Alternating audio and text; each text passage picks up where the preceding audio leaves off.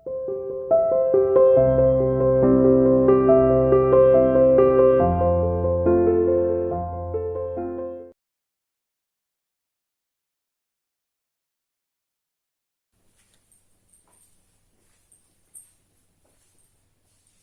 बेटा, आज हम अपना अगला अलंकार रिवाइज करते हैं। हम पढ़ रहे थे अर्थ अलंकार के भेद, तो हम इनमें से बेटा दो पढ़ चुके हैं।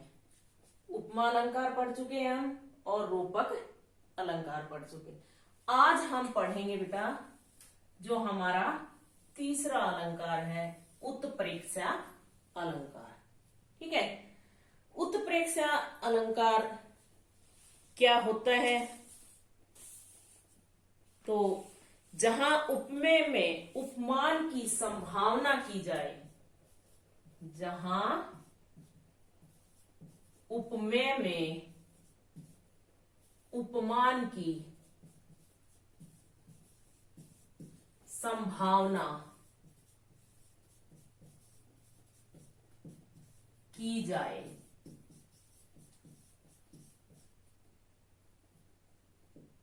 वहां क्या होता है? उत्प्रेक्षा अलंकार होता है।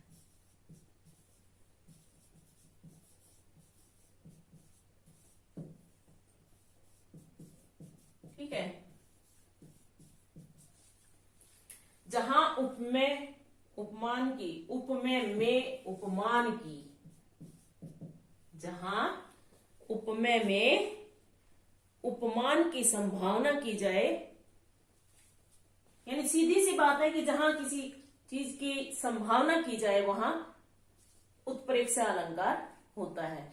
इसमें भी मैंने कुछ शब्द बताए हुए थे आपको पहचान के लिए, जैसे बताया था मनु, मानो, मनुहु, जनुहु, जानो, जनु, ये ऐसे मैंने आपको बहुत से शब्द बताए थे। जहां इनका प्रयोग हो वहां क्या होगा? उत्प्रेक्षा अलंकार होगा। ठीक है, तो उदाहरण के लिए,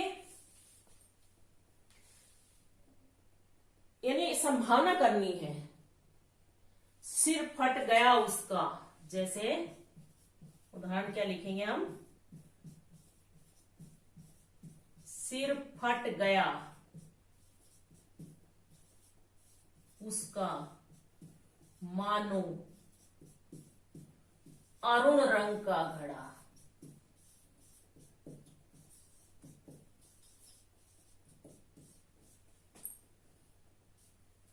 सिर फट गया उसका, मानो अरुण रंग का घड़ा।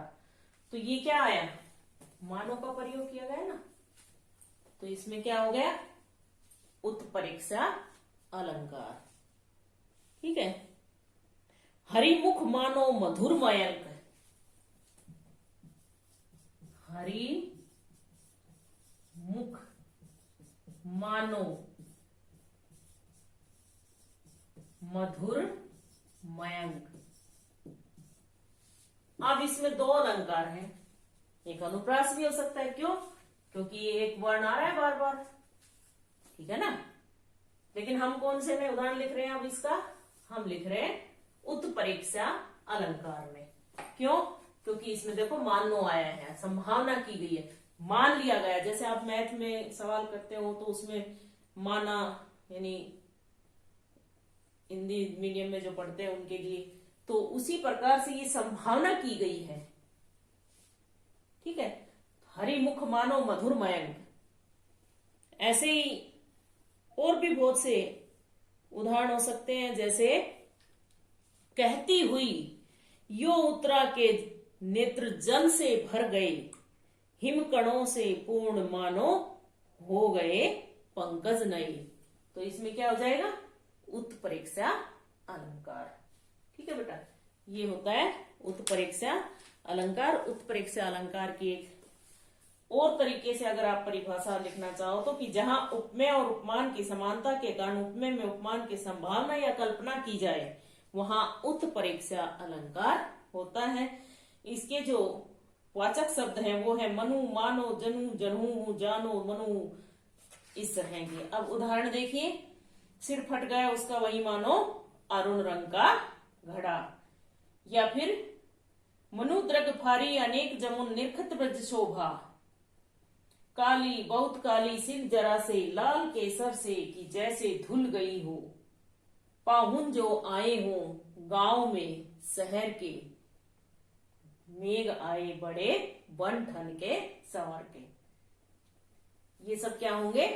उत्प्रेक्षा अलंकार के उदाहरण, जो मैंने आपको बहुत सारे लिखवाए भी हुए हैं। अब हमारा अगला अलंकार होगा अतिशयोक्ति अलंकार, जिसमें बात को बढ़ा चढ़ाकर कहा जाता है। अतिशयोक्ति अलंकार में क्या होता है कि बात को बढ़ा चढ़ाकर कहा जाता है। वो क्या होता है? अति का मतलब अधिक, उक्ति का मतलब कहना, अतिशय और उक्ति के मेल से बना है, जिसका अर्थ है बहुत अधिक बढ़ा चढ़ाकर कही गई उक्ति। उक्ति का मतलब कथन, वाक्य, ठीक है। तो इसका क्या होगा कि काव्य में जहां किसी वर्णन को इतना बढ़ा चढ़ाकर कर दिया जाता है कि वह लोक मर्यादाओं का उल्लंघन करने लगता है, तो वहां क्या होता है? अतिशयोक्ति अलंकार होता है। जैसे हनुमान की पूंछ में लगन में पाई आग, लंका सगरी जल गई, गए निशाचर भाग। क्या हुआ कि हनुमान की पूंछ में अभी आग लगी भी नहीं है, और क्या कह रहा है? लंका सगरी जल गई। पहले तो कहता है हनुमान की पूंछ में लगन ने पाई आग, कि आग तो लगी नहीं पाई है, और लंका सगरी जल गई, है ना। तो ये क्या हो गया? बात को बढ़ा चढ़ाकर कहा गया, इस पे विश्वास नहीं होता, यानी इतनी बढ़ा चढ़ाकर कह दी कि जिसपे विश्वास ना किया जाए, वो क्या होता है बेटा? अतिशयोक्ति अलंकार। ठीक है, सबसे आसान है। अब लास्ट का भी बहुत आसान है, उसमें भी क्या है कि मानवीकरण अलंकार, जो हमारा मानवीकरण अलंकार है, इसमें भी क्या है कि जड़ पदार्थों को मानवीय भावनाओं से, यानी कहने का मतलब सीधा सा क्या है कि जड़ पदार्थ वस्तुओं की तुलना मानवीय भावनाओं से की जाए, वहां क्या होता है? मानवीकरण अलंकार। जहां जड़ पदार्थों पर, कैसे? जहां जड़ पदार्थों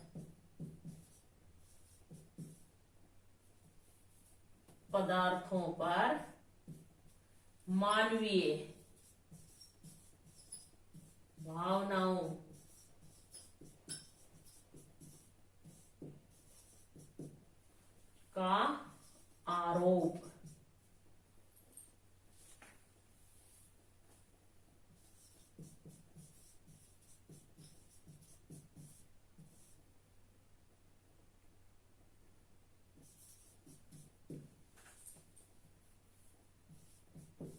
आरोप किया जाए, वहां मानवीकरण अलंकार होता है।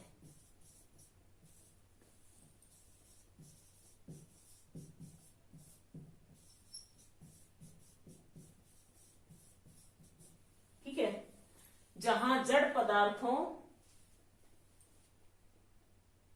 पर मानवीय भावनाओं का आरोप किया जाए, वहां मानवीकरण अलंकार होता है। या फिर यूं कहिए कि जहां जड़ पदार्थ वस्तुओं की तुलना मानवीय भावनाओं से की जाए, वहां मानवीकरण अलंकार होता है। जैसे लो यह लतिका भी भर लाई, मधु मुकुल नवल रस गागरी।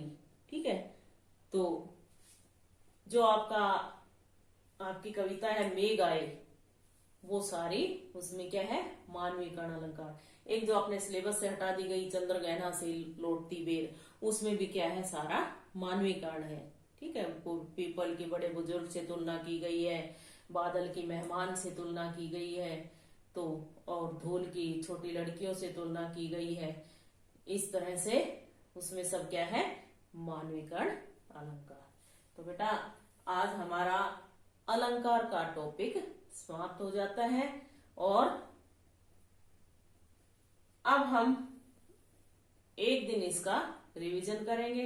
मैं आपके लिए कुछ क्वेश्चन भेज दूंगी, उसका आप टेस्ट दे देना, मतलब अपनी नोटबुक में करके देख लेना, फिर मैं उसके आंसर भेज दूंगी, आप उनको टैली कर लेना, ताकि आपको ये पता चल जाए कि आपने क्या गलत किया है, क्या सही किया है। ठीक है बेटा, इनमें अगर किसी बच्चे को किसी भी प्रकार की कोई दिक्कत आती है, कोई प्रॉब्लम आती है तो पूछ सकता है, लेकिन सब अलंकार की परिभाषा याद करनी है, सबके उदाहरण याद करने हैं, अधिक से अधिक काव्य पंक्तियां पढ़नी है, चाहे वो किसी भी व्याकरण में से आप पढ़ सकते हैं। ठीक है बेटा, ओके बाय।